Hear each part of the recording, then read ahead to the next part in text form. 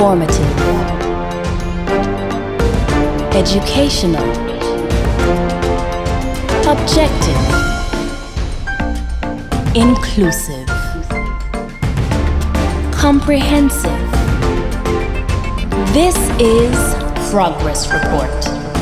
Updates and conversations from the Government Information Service.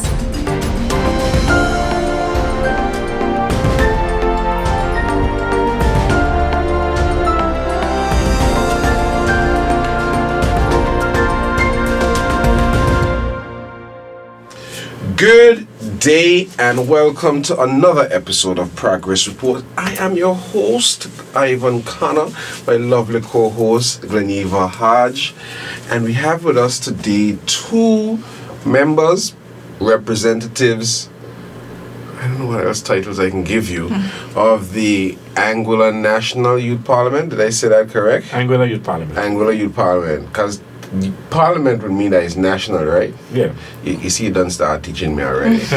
I've been trying for a very long time to get these folks in. I think what they do is absolutely not just critical to national development, because they provide quite a bit of insight. I think they have a platform that gives a voice to an underrepresented sector of our society. People think children should just go to school and shut up. Or at least that's what my mother had told me. But there's so much that youth are affected by, involved in, and expected to carry, navigate otherwise, that what you do as a National Youth Parliament kind of frame these things.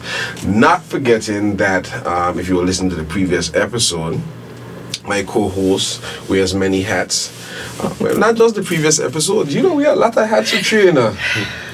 How you got all these hats? I don't know. It must be hot under there. She's worked intimately with youth for all of her life. She is turning the corner pretty soon. I'm still a youth. And joining me outside a couple months of the youth bracket based on definition. And then they want to sit here and tell me as old as you feel. But she's done a lot. She's gonna kind of give some insight where this stuff started. We can talk about that where this started, because I don't think people really understand that the youth parliament is not something that was just yesterday. Yeah. And Gleneva was actually in the first cohort. She was in the first cohort. All right. So we have again two persons. So introduce yourself. All right. My name is Shamar Gaskin, and I'm the current premier of the Anguilla Youth Parliament. He said I'm the current premier. That's my boss. That's my boss. That is true. And you are? My name is Ranika Khanna, and I am the leader of opposition. Oh, wow. Yeah. Unprecedented. We have the premier and the leader of opposition on the show at the same time. A talk show? A talk show with both. I love it. So, are you guys at war? No, of course not. We embody what the actual parliament should embody, you know. And that is? The government side and the opposition side can get along, you know, because a lot of the times when you listen to them, they're trying to address the same issues. Exactly. And sometimes they oppose just for opposing sake, and we don't want to embody that. It's yin and yang. I tell people, like I told somebody recently, and they was like, and they try to get political with me, and they was like, "Is your government?" I say, "Yeah, my government consists of 11 elected representatives." And then they were like, "Oh, like what do you mean by that?" I said, "Because the opposition is part of my government too. Like you have to understand. Yes, there are leaders that are elected to carry the function of ministers and otherwise, but there's a balance that comes from the opposition side. I should come from the opposition side." And you said something. It's not just opposing for opposing's sake. We are past that right now, because lives further down the road are affected. So I like that is here right now. So in your capacity, before we get into, maybe we should start there, but I don't want to start there as into like the whole function and stuff. In your capacity, your individual lives, like what do you do? Like what are you doing right now?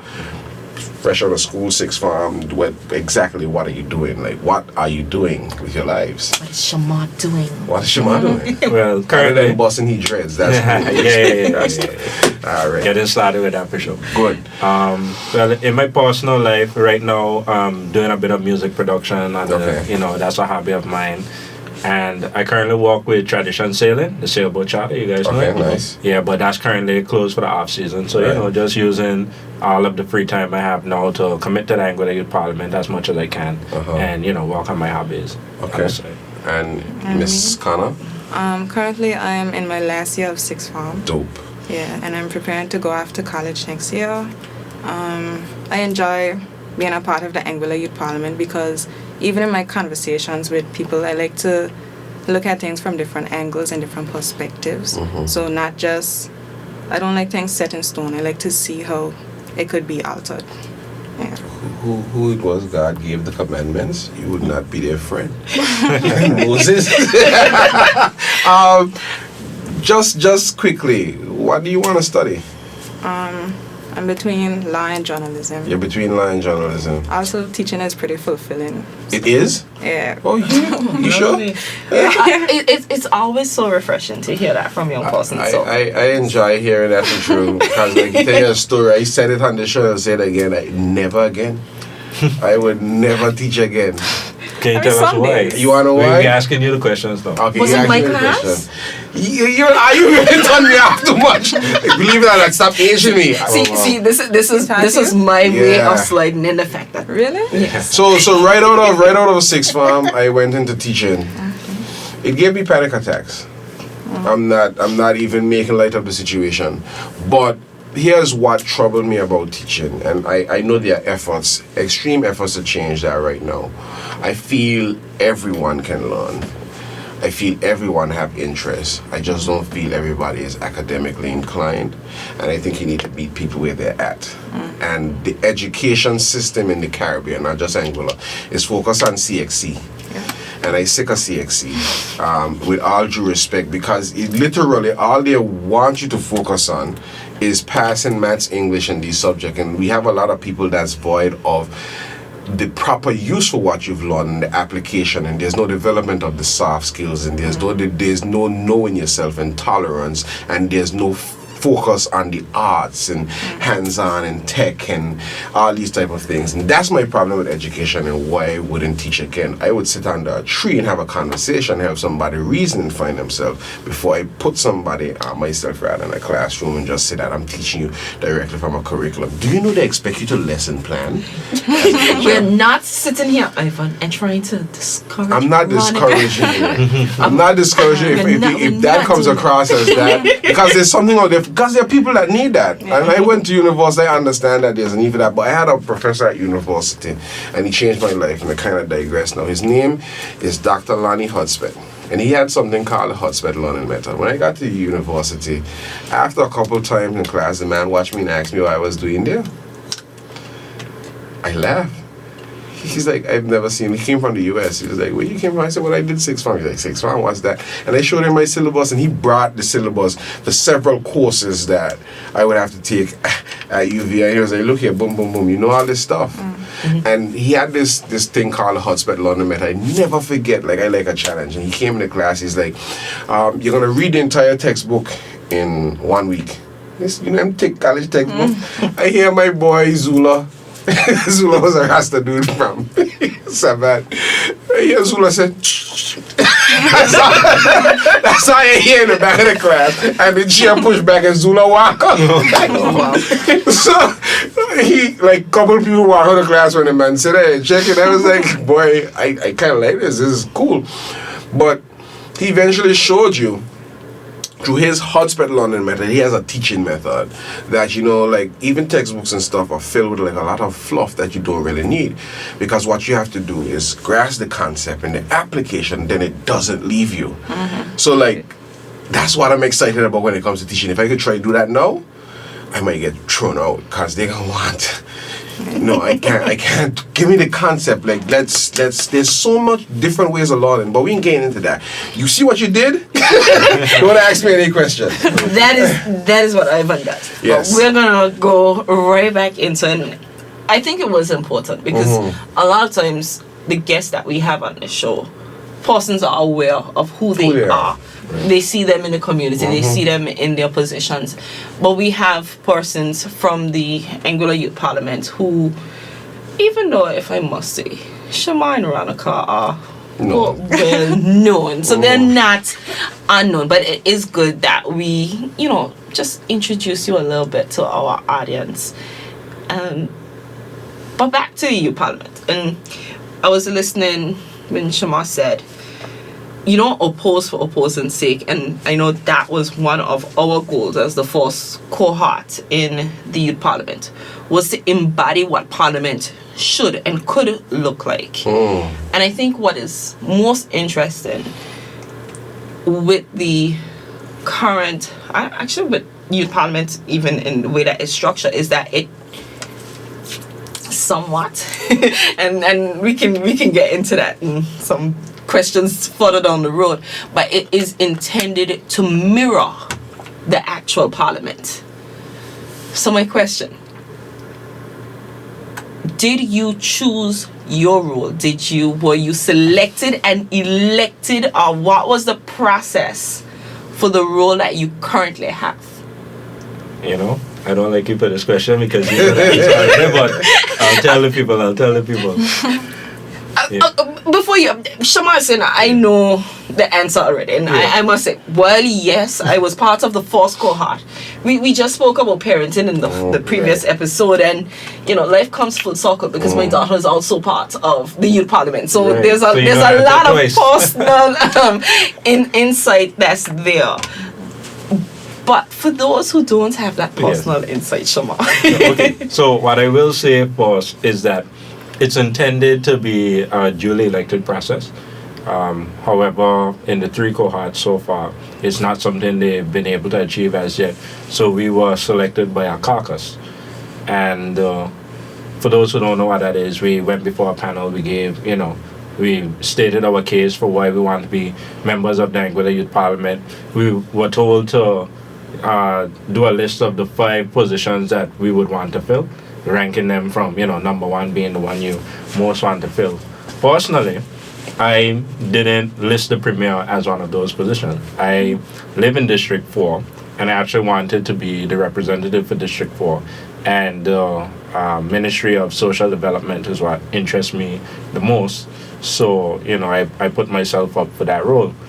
I was selected as the Premier, despite the fact that it wasn't one of my roles. And I would say, if I'm allowed to say, a slight issue that I have with the way the line that it's to mirror Parliament is interpreted. I think it's interpreted a bit too literally, because in my selection as the Premier, I'm also the representative for District 1. I don't live in District 1. I don't mind having that position, I don't mind doing the work that it takes, but I would have preferred if, you were able to, I will say, there is some slight deviation, because that was, and I completely agree with you, Shama. I was part of the entire consultation process when Youth Parliament was being discussed and being developed.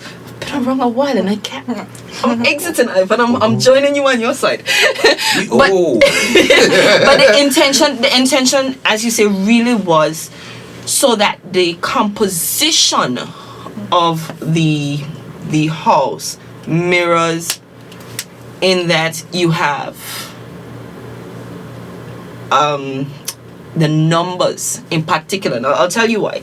This discussion was happening before we had constitutional change, in that you have 11 elected members. But it was something that was being discussed even back then. And one of the things that we felt that was important in that consultation process was to put in there that the Youth Parliament mirrors. So if we were to change from 7 elected to 11 elected, that happens. In the first cohort, where I was, while I was the representative for District 7, I was the Minister of Finance. No, the representative for District 7 was not the Minister of Finance. So I can see now where it is almost following to the T, the idea of mirroring. And I want to go back and let Veronica kind of speak to whether or not she got the role that she wanted, a force selected. And there's a reason I want to do that, and then we're going to come back to the idea of mirroring, because there's some interesting things that have happened. Yeah. And I want to see how that has played out. So I definitely got the role that I wanted because I was in a second cohort of youth parliament, and while there I was a member of the opposition, but I wasn't a leader of the opposition. And it had some points where it would have us sitting in the house and it would just be two of us, two opposition versus like 9 of the government. And at that point I realized, okay, I could handle myself. So for this cohort, I decided, okay, I'm interested in being the leader of the opposition because I got this experience and I want this experience. Okay. So I was glad. But it is a little tricky because I'm from District 6. So sometimes it feels as if I should address the issues in that area, but I can't because the leader of the opposition is from a different district. But the leader of opposition from Anguilla though. Yeah. And like this district thing does kind of baffle me now because Anguilla, it does take you 2 minutes to drive from District 1 to District 2. But that's why That's true, but that's why we have island-wide reps, Ivan, and Yeah. we will discuss that because we can go down that road, Yeah, that's slippery. and that it is a slippery road. But I do understand. You know, if you're saying that I am the District 6 representative, and young people are saying, "Well, you're my representative," but you don't live in my district. You're not quite immersed. And Shama, Immersed. when I was on Facebook, I know that you made a post and a plea wanting to be more involved in a district that you're not necessarily a part of, but because that is where your portfolio falls. But Veronica, I wanted to ask you, when speaking about wanting to be leader of opposition, I find that so interesting. And they always say a child. What's the Bible verse? A child shall lead them. A child shall lead them. And I pass. Sunday school. but the reason I find that so important, and I think that this conversation is important, is because so many people say to you, as someone who graduated, so to speak, from youth parliament into entering into back then politics.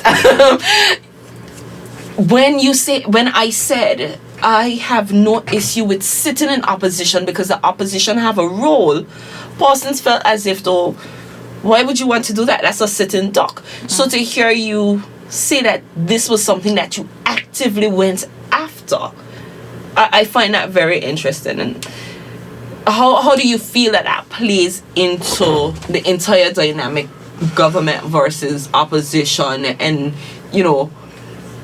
collaborating on issues that really matter? I think it's great because we do collaborate well. We share our opinions on different things. All of us are very open-minded, I would say, in the youth parliament, honestly. So when Shama says something, then I'll question him. It'll be like a little debate, but at the end of the day, we both have the same purpose in mind, to advocate for a certain issue and see how best we could tackle that. So. That's commendable. Yeah. I'm sitting here, I'm in awe because that's what's required to move the country forward. Right. And you probably hear putting some people to shame. But it leads me into a question, like from a youth parliament perspective, one of the things that I know the ministers have tried to do is to try to have the persons that in their role in the youth parliament kind of come along and shadow and be involved. The only thing we're able to do is had a representative at one of the signing of an MOU, and then we had Miss Carty. Actually, when we're filming this now, she would have made birthday. Happy birthday, shout out. But she came as the youth parliament representative. I think she's the Minister of Infrastructure. Is she? No, she represented somebody else. But she did like the voter thanks at that event. So it's a bit of exposure. Saying all that to say, like, in your individual roles, do you pick up the phone and call the Ministry of Finance and say, this is the Premier of the Youth Parliament, I need to speak with the Premier of Anguilla, please? That's why I have not.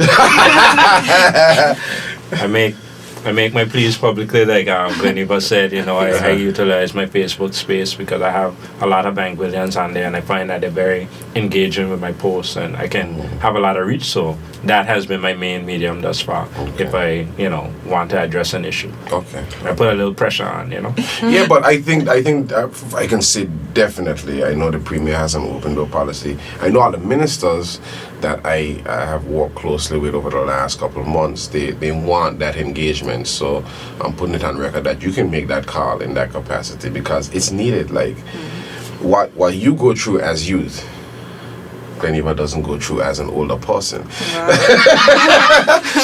and me, as someone who my daughter has said, I'm going to put it on record again, used to live and see in black and white. Wow. She's told me so. So yeah. She has no chill, bro. So it's like, I think I've always asked for that gap to be shortened.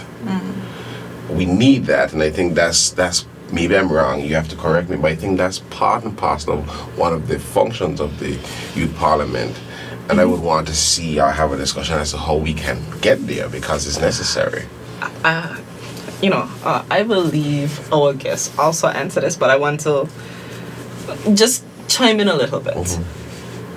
That has been something that we've been trying to achieve since the first cohort. Okay. I can say that there have been over time particular ministers who've made it have an open invitation to persons to do so. Again, he said it. My daughter is in the youth parliament. She's the deputy governor in the youth parliament. And at the swearing in, and we're gonna go back to that. At the swearing in, she received an open invitation from the deputy governor to come down and to do a little bit of shadowing with him, and she took that opportunity, and I know she appreciated it and learned from that that exposure. So to see that happen and to see it happen on a greater scale, I think, is something that, as someone who from the past want to see it continue, I think that is something that would be beneficial, and you can tell me if you still see that function as being beneficial. Yes, I think so. More exposure in the field, understanding the process and procedures, the work that goes in on a day-to-day basis, and how we can fit in and provide the youth perspective as well to make sure that, as you said, an underrepresented sector of society is represented in the work that they do. We can encourage them, to when we see certain processes, we can say, well, the youth would benefit from this being done in this manner. So I think it is crucial. That's definitely I hope to see happen. Also, I think the bridge is definitely getting smaller between the actual parliament and the youth parliament, because even in a recent meeting that we had, Honorable Jose Vanterpool, he sat in with us and he was able to discuss certain policies and just the topic that we're going to be presenting soon. He was able to give us different insight and offer us resources to assist us in our debate. So I feel like that was very helpful and encouraging. Yeah, it was. You can see that bridge closing simply by the natural process of age. Yes. You have a national parliament that comprises of a number of youth, and so I'm enthused to hear that those young persons are reaching out to their counterparts in the youth parliament, because in 2-3 years we could be looking at persons who are sitting in the national parliament, because you're not that far removed. And I think it's important to recognize that the youth parliament isn't a children's parliament. And there's that distinction. It's not a children's parliament, it's a youth parliament. And the age of youth is 13 to 35. Yeah. Yeah. And someone can run. I'm out. But someone can run for office in Anguilla after the age of 21. So you have that section of persons who can fall on either side. And so to see that gap being closed is commendable, and I have high and great expectations. So Veronica, you stated that you have been involved with Youth Parliament from the second cohort. This is That- which cohort now? This is right. Okay. You plan to run again? I think I'll retire. Veronica's talking about going after school, so can't quite do it justice. Yeah. Right. But how long is a term? For those who don't know, how long is a term? A term is approximately 2 years. Okay. So you're looking at it doesn't quite mirror Parliament in that it's Right, not. right. It's not a 5-year term, it's a 2-year term. Paid. We are paid Really? per sitting. Yeah, when we have sit-ins, we receive a stipend. And are you in sitting every day? We can do up to 4 per year. 4 per year? Yeah. Shucks. I will say that was something that we advocated for. I never got a stipend, Oh. but those are the things. I don't remember which guest when we spoke about this. Sometimes we plant a tree today, but it's quite literally you planted a tree today, but it may be your children that get to benefit Yeah. from That's that dope. tree, and in this Literally. case, quite literally. But it is important that you put those things in place. So I am happy that Me too. you are being compensated via stipend for the work, because it takes work. Yeah. It takes research. It takes a lot of your time and effort to go in there and stand and speak, and not just off the top of your head. It's something that is well thought out. And I made the statement that it's not a children's parliament, and that is something that is very personal to me, because even when I sat in the seat, it was termed the Dollar House. Who said that? But those I'm hoping that we're moving away But you still from. didn't answer me. You know you like to think. Who said that? Okay, We're moving on. But I say that to say we don't take it at we didn't, and I know that you don't take it as child's play. You don't take it as just, oh, this is just something that I do, but I know of the work that goes in, and it's commendable. So tell us. I know about some of that work. And I have to keep reminding myself, I know about some of that work. But tell Ivan don't know. Yeah, I don't know that. Tell Ivan about some Ivan, of the man. work that you have been doing and continue to do. Okay, well, what I would say is the most recent thing that we've been working on, we're making preparations for our upcoming debate. So we've been meeting with experts on the topic that we want to pursue, and just to give you some insight, we'd like to debate on addressing youth violence in Anguilla. Well, addressing the exposure to violence and crime of young people in Anguilla, and how that would impact them committing crimes themselves. Oh, nice. So we've been meeting with various experts, and we actually have a sit-in during Youth Week on the 30th of September, where we would have experts come in and be interviewed so that the public can receive the insight as well while we do. I heard somebody say recently that Anguilla needs a juvenile detention center, not Zenita Haven, because depends on the severity of the crime and depends on what age they're at. Some people are still very much a youth, very young and thinking, but they are put into a magistrate's prison with seasoned criminals. And then they're concerned about what reform can look like, if even possible, for them. So it'll be interesting. That's next Friday? Next Thursday? When is it? Friday. This Friday. Next Friday. Next Yeah. Friday. Is it, yeah, But definitely. it won't be yeah. next Friday, because remember, this will be aired On Thursday. right, so it will be tomorrow. Yeah, it'll be Okay. tomorrow. Yeah, we're pre-recording. So tomorrow you're gonna have this. Is gonna be aired live on Yes. the Right. Facebook page, radio. This Whose is- Facebook page? Anguilla Youth Parliament. Okay. Why not the House of Assembly? We can work on that. You can work on that. Yeah, like you're thinking, Mr. Premier. And if you want to push it out by a government, it's just a call away. I don't think we have nothing going on Friday. We want to push it up by a lot. See, this man is a man of business. Yeah, so definitely let's do those things. I think those that's something of national importance. I mean, we just came off the previous episode talking about a national parenting program and the wonderful thing that's I'm excited. People think that it's all doom and gloom here for us in Anguilla, but it's not. You guys bring so much hope. These last 2 episodes has been filled with hope. I feel like a Christmas tree. Just bright and shiny because I needed to see some of that, you know. If you're not careful, the negativity that's just wreaking havoc on the airwaves and on the side of the road and the street corners will take a toll on you. Like I've been telling anybody, I just need a break. I just want to run away for a bit. But we got work to do. We got work to do. We all got work to do, and I'm happy that you're both doing your part.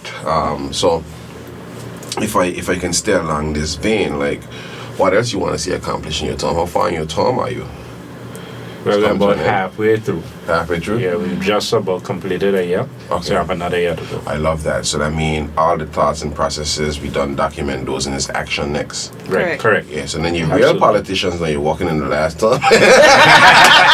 I'm just teasing, man. I'm just teasing. But no, what can you do during COVID and everything else that was going on? You know, it's been a challenge. Like, as you Parliament, like how did you even try to navigate what we've gone through?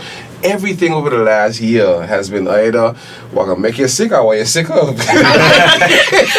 GST, you got COVID, you got restrictions. It's just been a constant pressing. Like, how have the youth in your capacity, just not even as National Youth Parliament, but how have you been dealing and coping with this stuff? Veronica, open the floor to me. Well, I mean, you get a little brave because you're out on tradition sailing. Like, there's something different with being on the water. oh yeah, absolutely. I never get tired of it. Yeah, so like that's your exit. But what has been your exit? I'm going straight back to you, young lady. Yeah. My exit is honestly exercise. Oh, you exercise a lot. Yeah, I do tennis consistently. Taekwondo.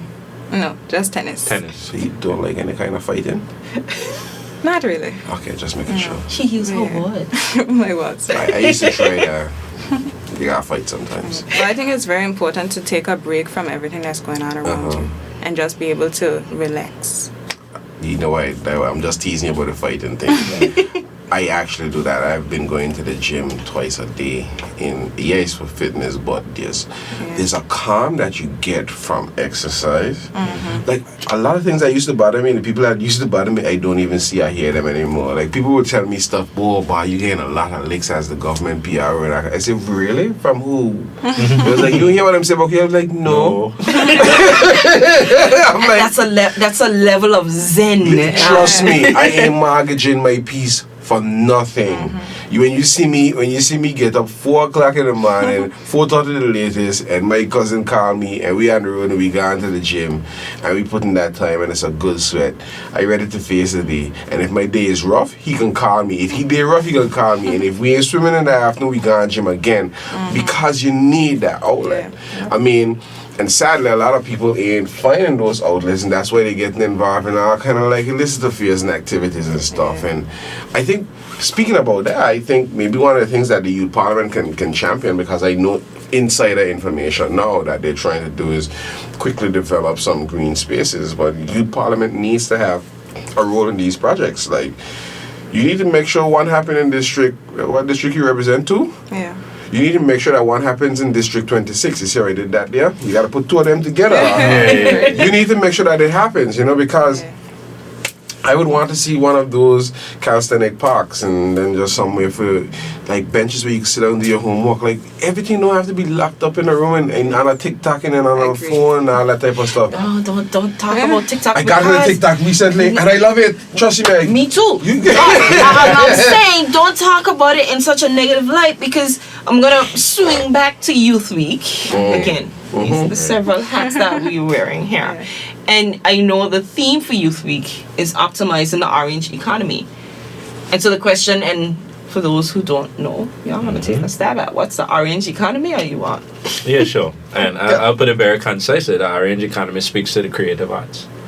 And that's something that we definitely need to pay more attention to in Anguilla. We have lots of talented persons here, and we should be encouraging their self-expression, and we should be seeing their development, you know.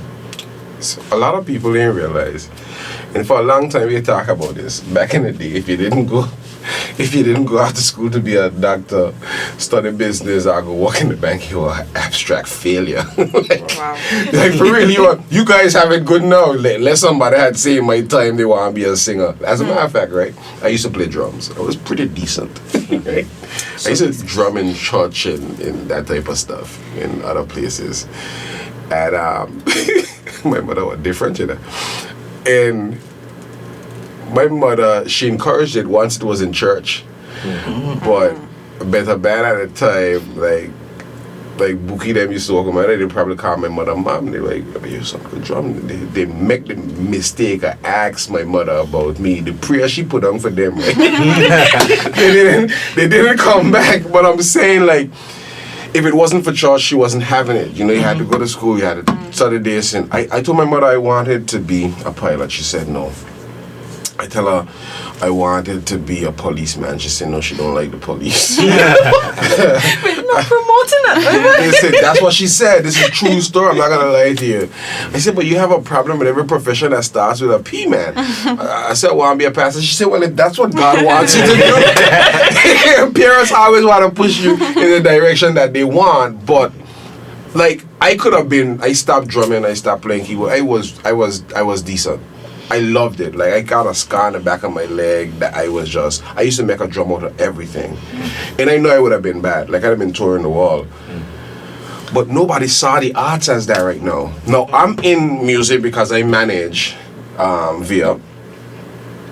And I'm connected with, like, I call him my brother, Wade Johnson. He plays for Junior Gang. He plays for Popcorn. He's played for Jesse Raya. Wade just come from the UK on 3 weeks, came home, changed his bag, fly back to Malta, fly to Cali. Like, I'm in conversation with these guys all the time. Ron Matheson, another brother of mine, he plays for Christopher Martin, he plays for every major record gospel artist out there. They tour in the world. They making money doing what they love. But here in Anguilla, we don't promote that.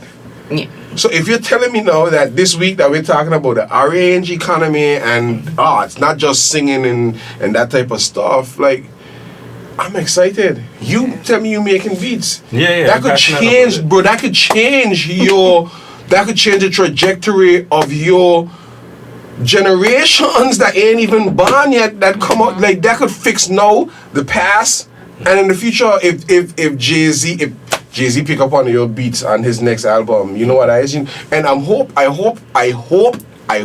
and pray, like my mother will pray, that you're looking at the business aspect of music industry and in creative arts and actually owning your content. Yes, I am. People in even everybody could be YouTube famous and stuff now. Like Elvin Daughter. Elvin Daughter, I tell Elvin them to get a girl a channel, you know. Her name just slipped me. Not Francisca. The younger one. Sophia. Like Sophia was doing this thing from nothing. She's like, hey guys, welcome back to me. And then that thing, everybody. But that is if you listen to kids and that's what that is what it is. I'm like, these kids are showing up, putting up a YouTube video and making millions. I out here trying to walk. Yes, but I think it is important. And again, it's bridging some of the conversations that we had as parents, because we've graduated to this side of the room. You know, I sit in the middle, but we've graduated to this side. Come this way. Where we are parents, yes. and we are parents of persons who are of that generation. Yes. And just the other day, I had a conversation with my daughter because she loves just trivia and general knowledge. And I'm like, what are you going to do with all this general knowledge that's just built up in your head? I'm like, you better monetize this thing. I said, I don't care if you decide to be the co-host of one of those trivia shows, if that is the career path you want. But I do appreciate that we are exploring and thinking about this in a meaningful way and having it be prominent to our youth. as being the theme for Youth Week. What? And I put me on a spot a little bit. Let's go. This is one thing that I don't have inside out. Okay, I'm ready. What plans, if any, do you have to incorporate some of that into Youth Parliament? That's a good question. So let me help you out. We actually did make a TikTok See, so you're already incorporating to it. try to reach out to people more our age, because you put stuff on Facebook. Let's be real, majority of people my age aren't on Facebook. No. Well, half of them aren't on Facebook. Snapchat, the TikTok. majority. Yeah. That was a rude, and if then and not your age, younger, it was a rude awakening, Ivan. I went into the high school and had some sessions, and I go, we're talking about cyberbullying, and I'm like, y'all on Facebook? No, miss, that's for old people. Rude awakening. But yeah, so we're trying to reach out through different platforms like that. what are these platforms? Seems like I gotta move on, boy. I just started TikTok and I love it, I'm not gonna lie. What did your daughter say about that? She's like, Daddy, you on TikTok? So my son taught me how to use it. And then I played around, because I'm a little technical, then I played around with it. And then I was driving with my son and I was like, shucks, I need to go home, go put this video together. He was like, use CapCut. I was like, what? He took my phone, he downloaded CapCut. We're driving it now. This is between roundabouts, I'm not kidding you. He pulled in the files. And I'm like watching him, I'm proud, but I can't let him know that I'm proud because then he's gonna swell his ego. But I'm proud because while I was going home to go and pull out the Mac and do, he's doing on a phone.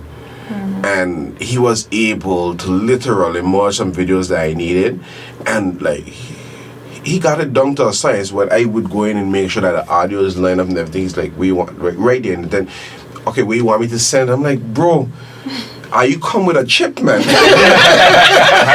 they're Y2K compliant. Like there's so much happening, and I'm excited about that.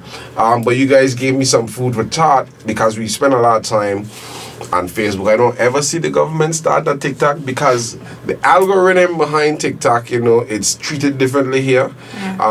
Maybe we can partner on something like that with the content that we're trying to push out there, use it for what it can really be used for. Like when Facebook started, it wasn't what it was supposed to be now. Facebook was a tool for college students. Like that was a social platform. They gone to the dogs. It was I saw on TikTok. Younger persons were very surprised to know that Facebook was a website and not an app. Yes, that's where it started. Like it's been crazy. What do you mean a website? Like, you mean the app? No, it's a website. Facebook literally is the dial phone now, because that's how far we've gone. Yeah, it is. And it's like, so for instance, like people like, I'm getting hip again. Like I'm going to force. Approaching 40, but 40 is the new 20. Right. Because like I go and I don't know, this is a plug for Apple, call it what you want, but I am finished with Android technology, and all the haters can say what they want. I'm saying this publicly. We can follow on the show. We can follow on this show. Tell you why. Apple's business model, I would encourage any young person to study it. Oh, the business model is amazing, but as a consumer, I refuse to get sucked in. No, you don't get sucked in. Here's why them could suck me in from now till tomorrow. Because what people pay for is efficiency, and I don't want the frustration. Because Android makes so many devices. The apps that you need don't work the same. When you take up your iPhone, the seamless function of every app that I need for work, pleasure, otherwise, has changed my life. I would throw my Android in the garbage. I'm not even joking. And I don't care who they're saying. I was a pro Android fan because I was like, listen here, BlackBerry had an ad back in the day. I used to laugh because I'm into marketing. I was like, this is dope. They say the guy said I have a BlackBerry because I need a tool and not a toy. Deadly ad, I love it. Stab Apple. But Apple just take that on the chin, and Apple just Streamline really revolutionized their iOS, and everything works seamless in Apple. Yeah. Literally everything works seamless in Apple. And that's why there's a culture shift to Apple. Because the young people don't want to be frustrated. There are young people that like Android. But when you get on an Apple and you're not afraid of it anymore, and you realize your apps work better because you don't got one app over 30 million. How much Samsung A series they got? Too much, but you're gonna get an iPhone 14. We are going to talk. We're gonna talk because that I gonna put you on an Apple, but I'm saying all this to say, right? Like, study the business model.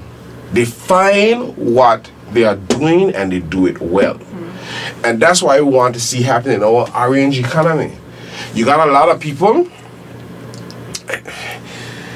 I don't want to get into this because they're gonna sit up being. No, I'm gonna get into it. I'm gonna touch it. We're gonna come back. No, let me touch this. Because we're talking orange economy. There's so much that can be done here, but nobody's looking at it holistically. We got people making music every year that only plays for 2 weeks. You understand? I hope these are the conversations that's coming out. Don't look at me like that, Gleneva. But I'm saying, like, when we're looking at the orange economy isn't one day.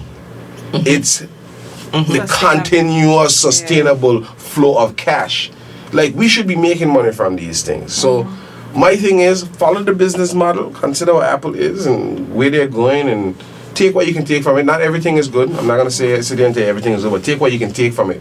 And I think you guys, in your capacity as youth, not just in your capacity in youth parliament, you can start to champion a lot of these changes that we need on a lot of different fronts. Because we need it in social development. Mr. Premier, we need it in health and finance. We need the input from the youth in infrastructure. We're going to build a brand new airport soon. Like, has anybody reached out to the Anguilla Youth Parliament and say, like, listen here, this is something that we're building for the next 50 years. Like, what's your input? Because you have an input. You guys will be researching and stuff and know, like, hey, soon, the braking distance. You might know the braking distance on a 737 might improve. We might be looking to accommodate that in 15 years. A airport is going to be there for the next 50. Like, what are we doing? Those type of things. Have those conversations. I'm actually glad that you went there because, again, we had lady. Go ahead, lady. We had to. The next. All of them are interconnected. The youth parliament is a part of a greater network of, I shouldn't say a greater network, but part of a network of national youth arms and youth bodies. What is that relationship like? And Shema, I'm loving that Shema's sitting right next to me because he knows. Yes, because he knows where I'm going with this. Right. Because you have the Anguilla Youth Parliament, you have the Anguilla National Youth Ambassador Corps, and you have the Anguilla National Youth Council. How does the Anguilla Youth Parliament tie into the broad grouping of national youth bodies? And if it doesn't tie in, how do you think it should or can? Okay, well, what I would say is that on paper, the National Youth Ambassadors form a research group to inform the Youth Parliament when we want to take something to a debate. Okay. So we can approach the youth ambassadors, they can do research for us, policy research, and they can provide us with the information and we take it from there. And the Anguilla National Youth Council, the president, serves a similar purpose to the governor would serve to the national parliament. Interesting. So there's structure. And I agree with Shama. There's structure on paper. Which kind of, what you say that to decide? What, it's not happening? I agree with him. It's just that, there have been a few times. Stop, don't. The leader of opposition and the premier just agreed. Yeah, I just had to put out there. But there have been a few times when we tried to work together how it is on paper, but it was not consistent. It hasn't been consistent. So we definitely need to improve on that. How do you because, improve? Pick up the phone and call them. That's what we need to do more. Invite them more to our meetings and so on. The thing is, right, and I again, I'm sitting here knowing because Shamar sits as a national youth ambassador. Yes, I'm a youth ambassador as well. Oh, you are? Yes. Oh. And there is a representative outside of Shamar. There Right. is a designated representative of the National Youth Ambassador Corps Tishan. in the Anguilla Youth Parliament. And the reason for that was to allow for the seamless flow of information. But yes, there's work to be done. So, Yeah. And I say this, Ivan, as an outgoing national youth ambassador. come to the Outgoing. side. But there's work to be done on both sides to ensure that relationship grows into what it should be. Because the National Youth Ambassador Corps, effectively, they're the ones that look at policy. So they're the ones that give input into policies. So not to cut you off. So, like, government would have cabinet on a Wednesday, and executive council where they meet with the governor and everybody on a Thursday. How often does the ambassador corps, the youth parliament, and this person that you say on paper would serve like the governor, how often do you meet? Once a quarter? Not often. So At all. Ambassador Corps meets once a month.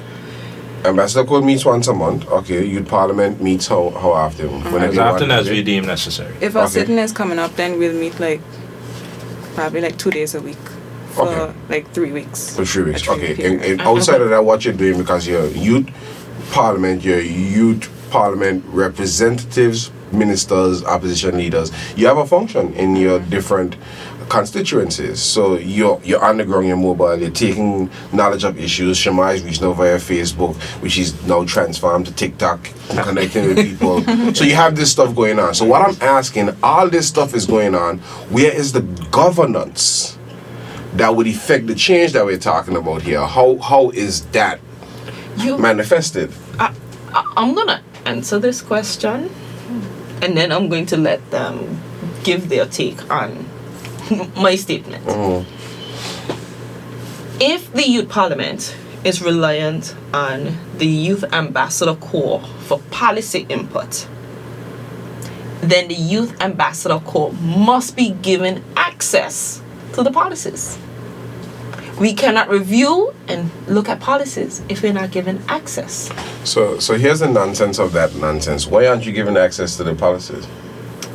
And that will be a discussion for another episode of Progress Report. No, we got time. We got 9 minutes. But because the answer cannot come from in this room, and that is what I'm saying. It has to be a discussion outside of here, because we have policies on paper that states, and a lot of it, and I can appreciate your frustration because I hear some of it coming out in terms of not being able to function in the way that you're supposed to function. But why you didn't start this from before and I had time to dig a little deeper in this? Yeah, you because- was talking about orange economy, and yeah, that's because a that's relevant, something too. But this doesn't make conversation. sense to me. And we'll have plenty of opportunity, Ivan, to really get into what that looks like. But we have a few minutes left, and I want to get back to the youth parliament and what they have been doing, because they've been very modest. Oh, twice a week. No, I gotta be picking up my gun every day. y'all have been doing interviews, and you rightfully said you have a upcoming sit-in during Youth Week. Is it going to be a regular debate? What format will that sit-in take? Okay, so for the last maybe 2 months, we've been meeting with different persons, different experts in the field of youth violence, including like the prosecutor, teachers. We're gonna meet with pastors and so on, and it's just to collect information and data on youth violence in Anguilla so that we can prepare properly for our debate. I feel as if this time we've been doing, like, we've had a lot of prep, honestly. It's probably in my 2 cohorts of the Anguilla Youth Parliament. This is the most we've ever prepared for something. So, on our sitting next week, tomorrow, it will be like a committee stage process where some people come in and they present information about youth violence, and we stay there and we ask them questions and so on. And then the following week, we'll have another session of that, another sit-in just like that. And then probably towards the end of November is when we'll do our actual debate in the House. Shama, you wanted to add anything to that before I jump in there? No, you can jump right back in. That's okay. I like that because I like that the Youth Parliament also shows the different functions and the range that the Anguilla House of Assembly has. right. Because a lot of times people think You don't that see committee stage. very rarely. I can't say that you don't, Yeah, but yeah, it's something that is very rarely seen. And I like that because of the structure of the Youth Parliament, that you get to explore the different areas and functions of the House of Assembly. So you see how that works or how that should work. Yeah. And I mean, and don't get me wrong, and I don't want nobody to say that the House isn't functioning when I say they don't really see committee stage, because sometimes it happens so fast when a bill is moved to a committee of the whole, and like a lot of things happen, if you're paying attention, they happen pretty fast. So when I say that you don't really see it, like you don't even know that certain things has happened, and you're not always paying attention. So let me just put that out there before they say the government PR will say that they don't have committee stage meetings. So I wanted We got time. we got a little bit of time. We know that the House and the Youth Parliament mirrors the National Parliament. Do you share a clock? Do you have your own clock? Do you have your own speaker? What does that look like for you? We have our own clock and our own speaker, but they work closely with the clerk of the National Parliament, and he's actually sat in with us on a few meetings recently because they want to, have a closer relationship with us and help us develop and help us prepare for what's to come. They've definitely given us a lot of assistance and continue to do so for the upcoming sit-ins. Hi, sorry, Glenevo. And you gotta give me an answer. These policy documents, what's stopping access to them? Ivan, you've gone back there. We've moved forward. No, I'm going back there. I'm sorry, I don't want to be facetious, but you need something to do your work. Right. Okay. Would I, as a contractor, tell my workers, we're going to build a building, and have them show up every day without black sand, cement, and steel? You're not getting what you need to get to do your job. So probably some of the things that we're facing and we don't have the youth input that we should have on a certain level is because you're not getting the tools that you need, which are these policy documents and whatever else. And then we are stuck and we're saying that things aren't being addressed. I find that to be very deceitful, to say the least. And I can speak plainly. If I hear anybody say that are you doing your job, are you doing your work, and are you doing nothing, I can address them myself. Now that I give me a little bit of ammunition, because I hear thinking like, are you doing all this stuff? Are you having all these meetings and stuff? Now you actively want to effect change. You're trying to tell me that there's a bottleneck somewhere that's stopping you from getting what you need? That's bogus. Well, that may be so. That don't make sense to me. I agree. I agree with you, Ivan. I mean, I cannot sit here and say that I don't agree with you, but I do appreciate the. Stop being no. so about this. This don't make sense to me. Are you angry? Be honest, are you angry? I have mellowed out my old age. No, I hear you. I know you're trying. Tell the truth. You angry, Premier? Mr. Premier? I'm not angry. I think maybe there's more pressure that we can apply, more that we can do. Okay, that's owning it. That's commendable. Are you angry, Miss Connor? I agree with him too. Just maybe at some points a little frustrated, but yeah. Frustrated is. But there is more we could do. Frustrated is the London word for angry. Vexed. So how do we fix this? You say you can apply some more pressure. Mm-hmm. Yeah. So when you're gonna start applying this pressure? Don't I ain't sidelining the co-host in the Real Star and the one behind this show. Absolutely. I just try to understand how we can get to the point, because policy is important. You know why I want to address this here. I got 30 seconds before I give you even the last minute.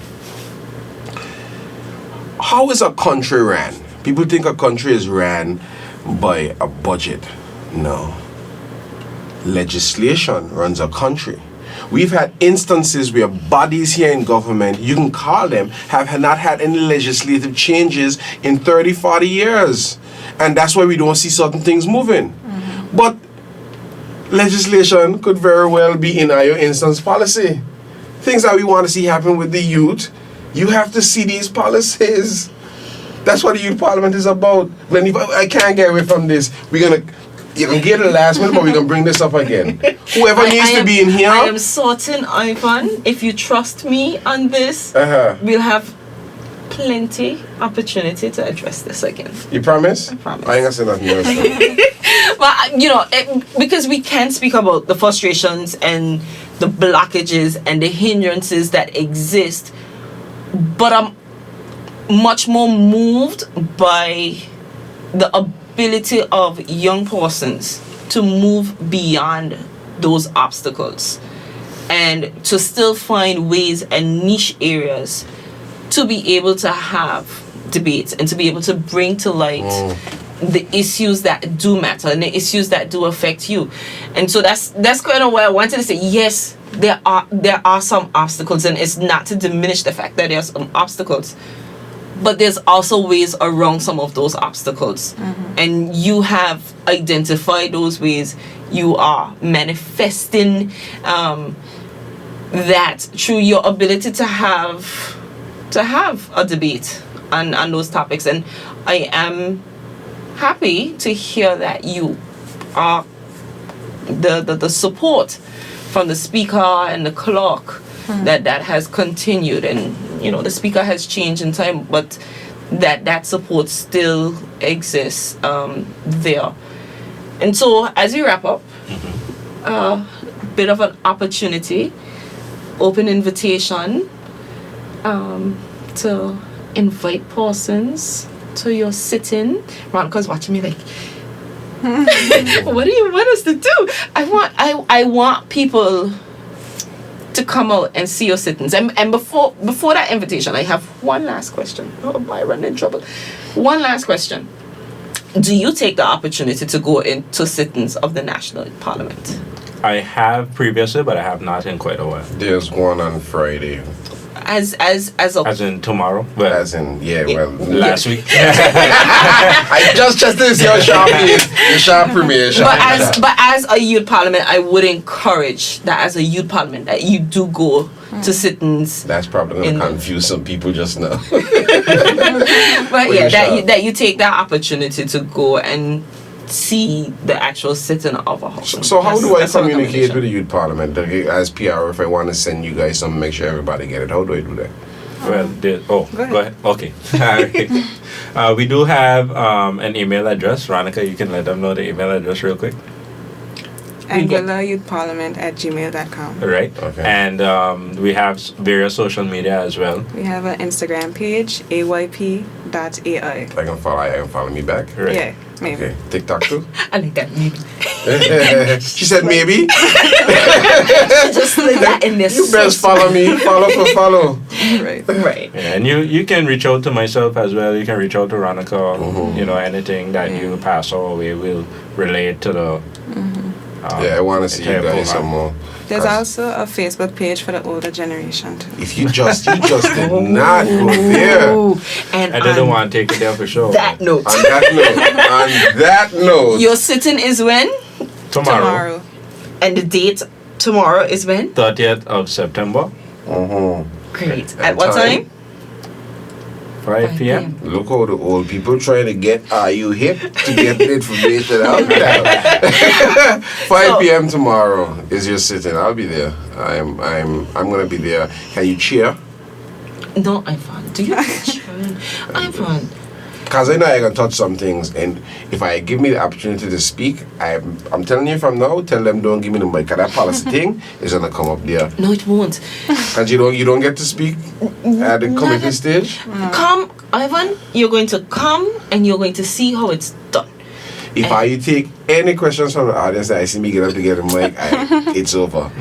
I turn it off because I want that address. I'm sorry, Leniva.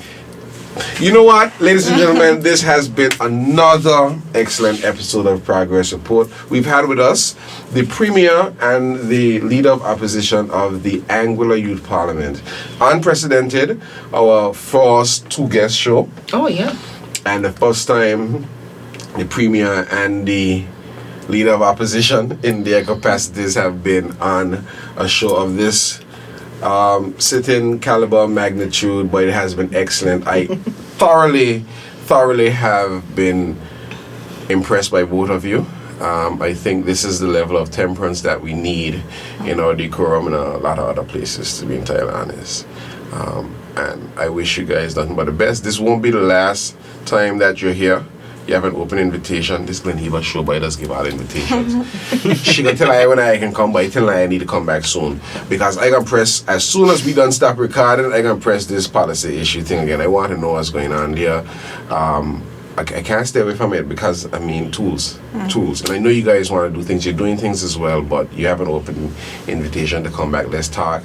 Actually, let's do a follow-up. Let's do a follow-up. We can probably do one before your official sitting. So Okay. yeah. So that gives you a time frame as to when we have you back. That sounds awesome. Thank you It's very been real. much. It's been great. Thanks for having us. Yes, Oh, thank you it's so been much. our pleasure. Ladies and gentlemen, thank you for listening to Progress Report, updates and conversations from the Government Information Service.